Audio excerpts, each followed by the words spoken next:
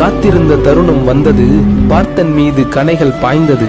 அன்னை வாங்கிய சத்தியமும் கண்ணன் செய்த சாதுரியமும் விஜயனுக்கு வெற்றியையும் கர்ணனுக்கு வீழ்ச்சியையும் கொடுத்தது. அன்று முதல் இன்று வரை வீரத்தை வென்றது சூழ்ச்சி மட்டுமே.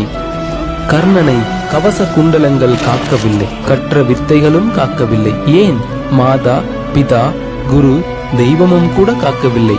ஆனால் கர்ணன் செய்த தர்மம் காக்க தவறவில்லை. படைத்தவன் பலமும் வலுவிழந்து போனது தர்மத்திடம். கர்ணன் செய்த தர்மம் கடவுளையும் கையேந்த வைத்தது கர்ணனிடம். தவம் செய்து முக்தி பெற்றவர்கள் பலர் உண்டு, தர்மம் செய்து முக்தி பெற்றவர் தரணையில் கர்ணனின்றி வேறு யாருண்டு? ஆளும் வரை தன்னிடம் உள்ளதை தர்மம் செய்து, இறக்கும் போது தன்னையே தர்மம் செய்து, தர்மத்தின் மறு உருவமாய் மகாபாரதத்தின் தலைவனாய் குருஷேத்திரத்தில் வீழ்ந்தாலும் சரித்திரத்தில் வாழ்ந்து கொண்டிருப்பவர் நம் கர்ணன்.